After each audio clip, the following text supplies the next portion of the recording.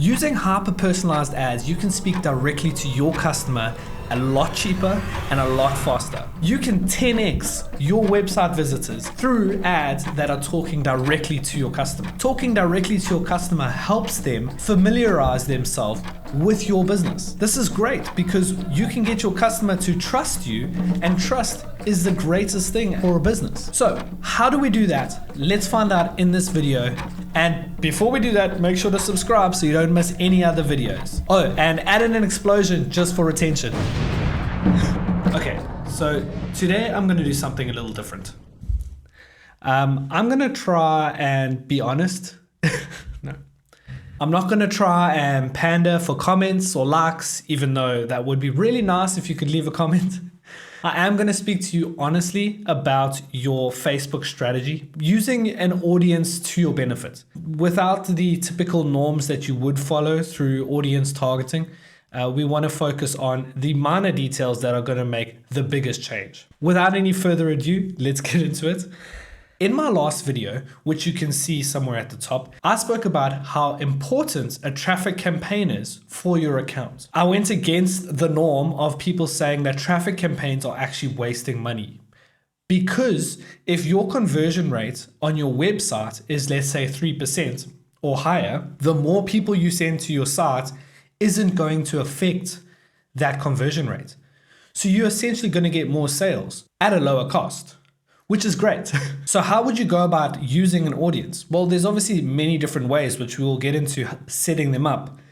But typically what you would do is, using your reach campaign, you would run a video ad. And with this video ad, you can then create an audience from that by targeting the people who watched, let's say, 75% of the video. You can then use a traffic campaign to retarget those specific people. What you'll find is that these specific customers are more likely to click on your ad because they recall seeing your ad previously in a different format. Using a video where the first 5 to 10 seconds gives all the information to your potential customers, they already know everything they need to know about your brand, about your product that you're selling.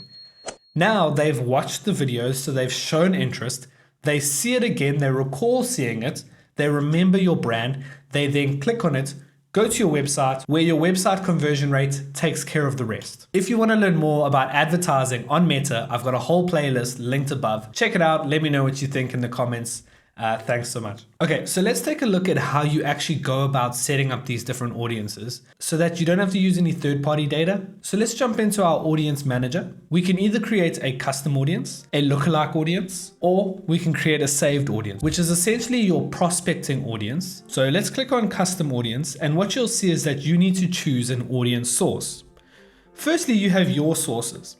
Your sources are your website, app activity, customer list, and offline activity. So if we had to go and click on website and then click on next, we then need to choose the source, which would be your pixel. We can then choose the event, which is in this case all website visitors, but you can set up different events. So a purchase event, add to cart, whatever events you have set up you'd be able to select here. So if someone adds to cart but doesn't make a purchase on your website, you can create 2 separate audiences and then target those audiences separately. And then you have your retention. So you can set this to 30 days. The highest you can set it is to 180 days. This is how long you can keep a customer in your audience. You can then choose to include and exclude people in this audience. So if you want to make it more in-depth, more technical, you can do that. We then give it a name and a description, which is optional. To be compliant with Gdpr in the European region, you can use meta sources. These sources are video, lead form, Instagram account, events, Facebook page, and basically it's how someone has interacted with these different formats on Meta. Let's select video because I've already spoken about it. First, we need to select the engagement. This is where you can choose how long someone has watched your video for. If I was honest, I would select 50%, 75%, or 95%. These are audience members that have actually engaged with your video. They've stuck around to pretty much the end. They have a good understanding of your brand, whether they've seen it once, twice, or maybe more. So this is probably your best bet. You then get to choose the specific video. This is obviously the video that you have spoken about already. Choose your retention. Here you can go up to 365 days. Give the audience a name and a description. And when it comes time to create your campaign, when you need to select an audience, you select a custom audience and choose the audience that you've created. That way, only people in that audience are going to see your ad. What is the benefits of that, you may ask? Well, let's get into it. The benefits of having these audiences is that you can then use specific language in your ads that speak directly to your customer. A customer is more likely to click on an ad that they feel is targeted directly at them. This is very important. It's making your customers feel as though they are part of your business. The benefit of this is a higher click-through rate, a higher engagement rate. And what is nice is that the most important part of advertising for your business, whether you're a small business or a big business, is brand awareness. GDPR is a tricky system to get around, and there are other options that you can go with if you aren't going to create an audience. Use your basic steps, your brand awareness and your traffic, or your reach and your traffic.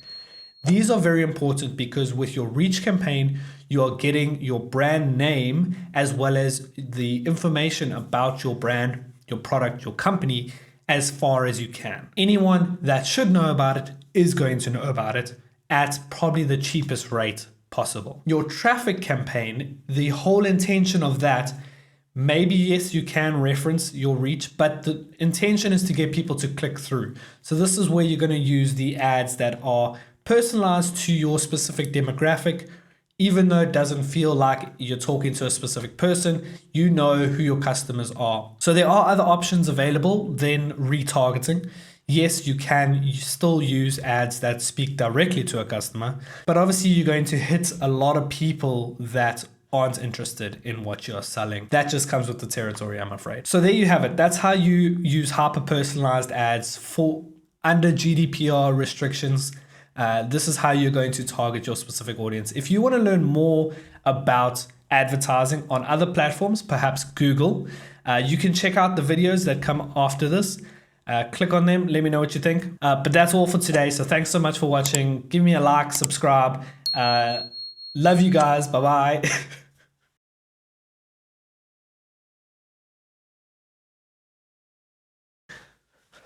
You still here? You better subscribe. Okay. I'm just trying to have fun. I'm just trying to be real, keep it fresh. I don't really know what I'm talking about.